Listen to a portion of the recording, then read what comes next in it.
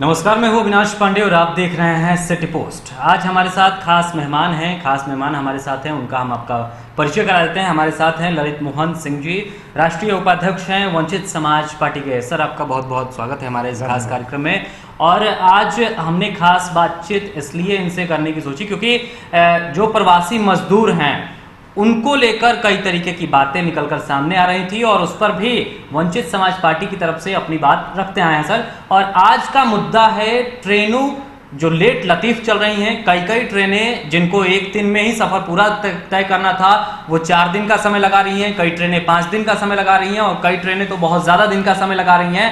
और यात्री परेशान हो रहे हैं, यात्रियों को इतनी परेशानी हो रही है कि अब वो कह रहे हैं कि अब हम थक गए हैं और ऐसी अगर स्थिति रही तो यात्रा करना वो छोड़ सकते हैं, या इस तरीके के भी बयान आ रहे हैं।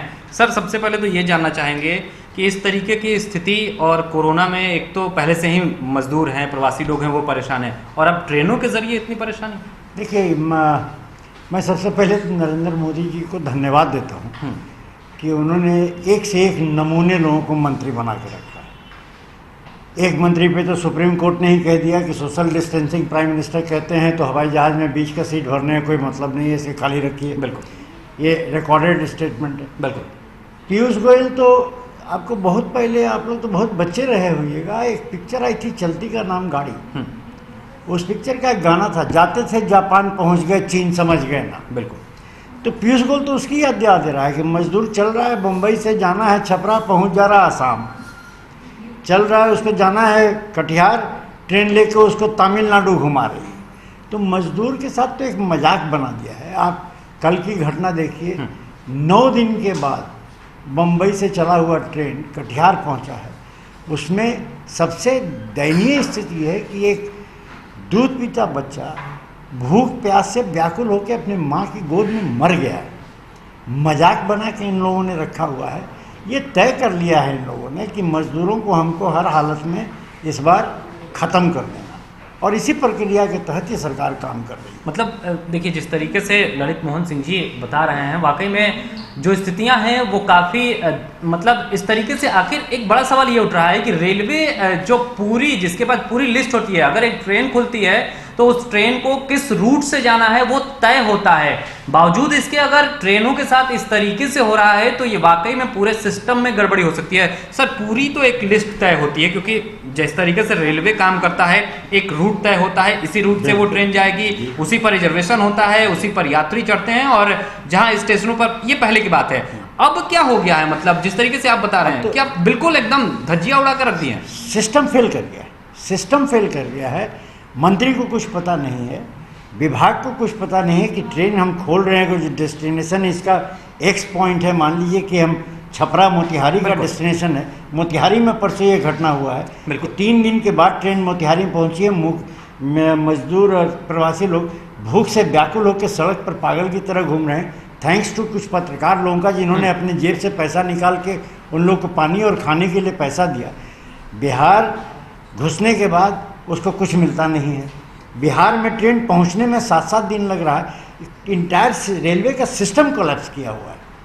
ये लोग सिर्फ ट्विटर पर और टीवी पर सरकार चला रहे हैं। बिल्कुल, और नतीजा ये है कि जहां भी मजदूरों को मतलब खाना दिख रहा है वो खाने पर टूट पड़ रहा है। प्रयागराज में आज की तस्वीर हमने देखी कि किस तरीके से वहां पर लोग मतलब खाना देखते हैं उस पर टूट जा रहे हैं। सर, क्या करेगा, भूख बड़ा खराब चीज़। जब आग लगता है, और आप सोचिए उसकी व्यथा सोचिए कि 5 दिन पहले वो ट्रेन में बैठा है, उसके बाद उसको कहीं खाना नहीं मिल रहा है, उसको खाना नजर आ रहा है, ये भी उस गरीब को मालूम नहीं कि हम 2 दिन बाद घर पहुंचेंगे कि 5 दिन बाद पहुंचेंगे। बिल्कुल, सूचनाएं नहीं दी जा रही, सूचनाएं नहीं, उसको कुछ पता ही नहीं, और न कोई आपने व्यवस्था की है। अगर जो आपको इतना प्रॉब्लम है ट्रेन चलाने में तो आप चला क्यों रहे हो भाई?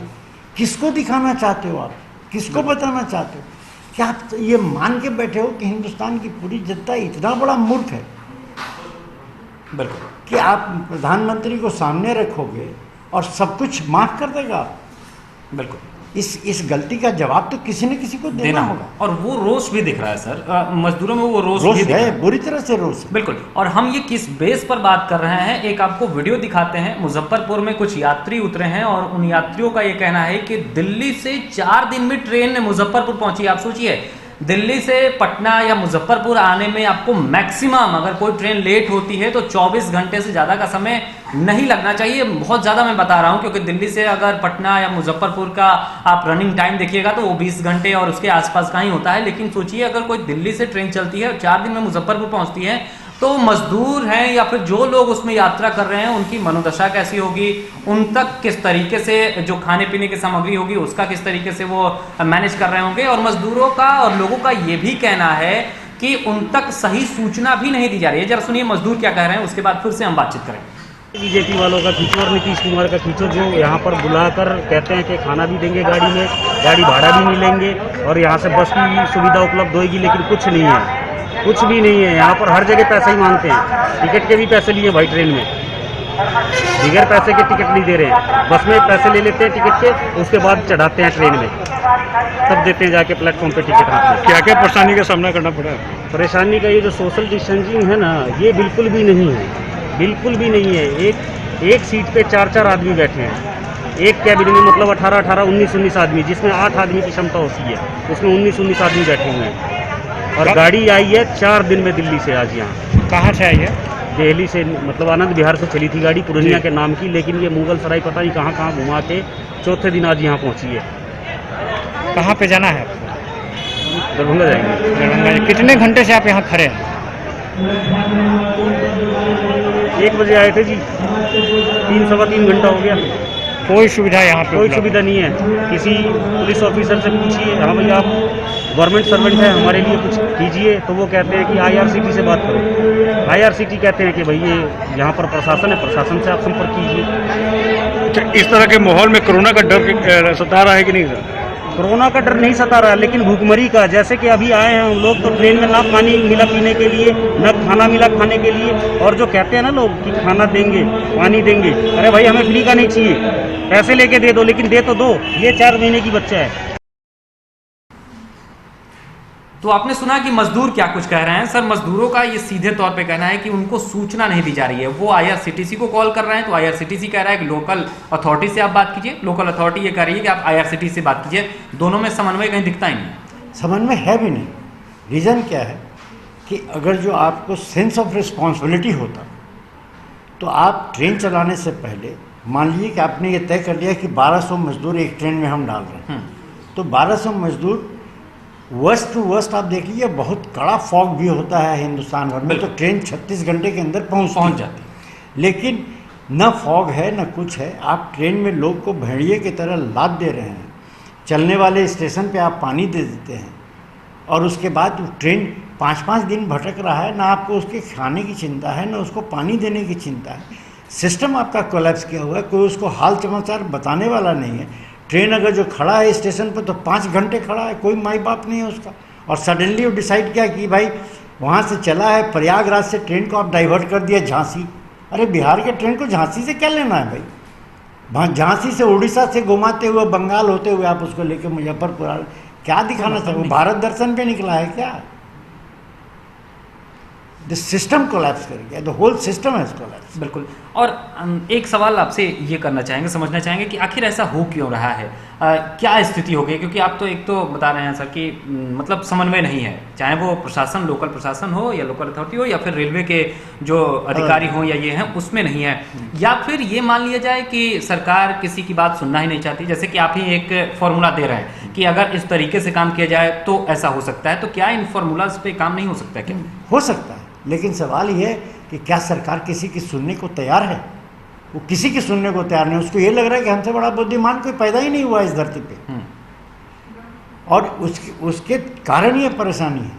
आप political parties, political system thinkers को बुलाइए, उनसे बात करिए, उनसे पूछिए इस समस्या का समाधान क्या है। मैं एक छोटी सी बात आपके सामने कह रहा हूँ कि आज मान लीजिए कि एक मजदूर कहीं भी नौकरी कर रहा था, कहीं भी नौकरी, बिल्कुल, प्रधानमंत्री ने 20 लाख करोड़ का पैकेज दे दिया। रोज आप निकाल रहे हैं ये दान वो दान, ये अनुदान, ये लोन वो लोन, लेकिन कभी आपने इसको ये भी बताने की कोशिश किया कि 1 साल के मॉनिटोरियम पीरियड के बाद जिसको आप लोन दे रहे हैं उसका तो घर का खिड़की उजाड़ लीजिएगा आप, बिल्कुल, किसी करोड़पति का कुछ नहीं उखड़ेगा। वो कोर्ट में से लोअर कोर्ट से सुप्रीम कोर्ट तक के शेल्टर लेगा, लेकिन एक गरीब आदमी, छोटा एमएसएमई इंडस्ट्री चलाने वाला आदमी, उसके तो घर का खिड़की दरवाजा आप नोच लीजिएगा 1 साल के बाद कि तुम लोन लिए पैसा लाओ। सिस्टम ही, इंटायर सिस्टम आप ड्रॉ कर रहे हैं, ड्राइंग बना रहे हैं ड्राइंग बोर्ड पे, और आपको ये समझ नहीं आ रहा है कि हमारे पास कैनवस में स्पेस कितना है। उस स्पेस से बढ़ के आप काम कर रहे हैं, न किसी का सुनना है, न कुछ, ये मान के बैठ जाना कि मुझसे बड़ा ज्ञानी ही कोई पैदा नहीं हुआ। और इस बीच में पीस रहे हैं, और इसमें पीस रहा है मजदूर, और सबसे अधिक सबसे ज़्यादा मर रहा है बिहार का ही मजदूर मर रहा है। बिल्कुल। सर देखिए, बिहार गवर्नमेंट के पास डाटा नहीं है, लेकिन सारे पॉलिटिकल पार्टी इनडायरेक्टली सब लोग जानते हैं कि बिहार से हर वर्ष 1 करोड़ 60 लाख लेबर पूरे हिंदुस्तान में जाता है। 1 करोड़ 60 लाख, बहुत बड़ा आंकड़ा दे रहे बता रहा हूँ, 1 करोड़ 60 लाख लेबर जाता है, उसमें 50 लाख ऐसे लेबर हैं जो परमानेंटली रेजिडेंट हैं बाहर में, और 50 लाख या फिर उससे ज़्यादा जो हैं वो जाते हैं, काम मिला, काम किए, 6 महीने के बाद, 3 महीने के बाद अपना धन कटनी, गेहूं काटे, वापस घर आए, 2 पैसा लेके अपना आते हैं। आज आपकी समस्या क्या है? आप रोज़ कहते हैं कि हम 200 ट्रेन छोड़ दिए, 500 ट्रेन छोड़ रहे हैं। आप कैलकुलेट करके देख लीजिए कि बिहार में जितने भी ट्रेन आए हैं अभी तक, अब तक आप ला पाए हैं सिर्फ 12 लाख लेबर को। Still 10 times of this labour are still waiting for their turn. बिल्कुल। आपने एक नया सगुफा छोड़ा है, बिहार गवर्नमेंट ने एक नया सगुफा छोड़ा कि साहब जो बिहार आ जाएंगे उनका जब हम वेरिफिकेशन कर लेंगे ऐप पर कि आप बिहार लोकेशन पे हैं, तो हम आपको 1000 रुपया देंगे, नहीं तो बाहर वाले को हम नहीं देंगे। तो ये बता रहा है कि सिस्टम कोलैप्स कर गया। बिल्कुल। आपके पास टेक्नोलॉजी है, ये जानकारी आपको होनी चाहिए कि कितने कॉन्ट्रैक्टर्स आते हैं बाहर से लेबर्स को ले जाने के लिए। और ये आंकड़ा सचमुच शर्मनाक बात है कि 70 सालों में बिहार सरकार ने या केंद्रीय सरकार ने कोई ऐसा सिस्टम नहीं डेवलप किया जिसमें लेबर का इनरोलमेंट आप कर सकें, और आप पूरी संरचनाएं तय कर। और आप 2014 से इसी बात पे आए हैं कि गरीब और मजदूर उनके लिए काम करेंगे। क्या काम किया आपने, सिवाय इसके कि आपने 6000 रुपया दे दिया, 5000 रुपया दे दिया उसके खाता में, डायरेक्ट एंट्री कर दिया। ये उतना बड़ा काम है क्या कि आपको आज तक आपने भरे पार्लियामेंट में प्रधानमंत्री ने कहा था मनरेगा मैं इसलिए जिंदा रखूंगा कि ये आपकी नाकामी का सबसे बड़ा सबूत है। आज मैं प्रधानमंत्री से कहता हूँ कि 165 दिन मनरेगा के काम से क्या एक मजदूर 365 दिन खाना खा लेगा? बिल्कुल। और आज आप उसी मनरेगा के कार्ड को लेके आप क्यों बांट रहे हैं रिलीफ? बिल्कुल। सो इट इज़ ऑल, आपने एक हम्बक क्रिएट किया। कांग्रेस करप्शन में इतना बुरी तरह से डूबी हुई थी कि कांग्रेस ने कभी अपने आप को प्रोटेक्ट करने की शक्ति ही नहीं जुगाड़ कर सका। बिल्कुल। इसलिए वो कांग्रेस की इतनी दुर्दंडाएं हैं। बीजेपी का प्लस पॉइंट क्या हुआ कि उसके सामने कोई ऑपोजिशन नहीं था, इसलिए उसने बहुत ज़्यादा बढ़िया तरीके से अपने आप को लोगों तक पहुंचा दिया। और लोगों को आज आप चलिए मैक्रो इंटीरियर में चलिए, हर जगह मोदी का नाम है। लेकिन क्या अब नाम खराब होगा? क्योंकि जो मजदूर आ रहे हैं वो मतलब खुलेआम, कई मजदूरों के तो हमने ऐसे वीडियोस भी देखे जो हम चला नहीं सकते हैं क्योंकि बहुत ज़्यादा उसमें अभद्र भाषा का प्रयोग है। मेरे पास भी वो वीडियो है, जिस तरह से गाली लोग बक रहा है, जिस तरह से अपशब्दों का इस्तेमाल हो रहा है, वैसा अपशब्द किसी प्रधानमंत्री के लिए और किसी सरकार के लिए किया जा रहा है, तो सरकार को नैतिक अधिकार नहीं है कि वो ये कहे कि मैं जनता की सरकार, आप जनता की सरकार। बिल्कुल।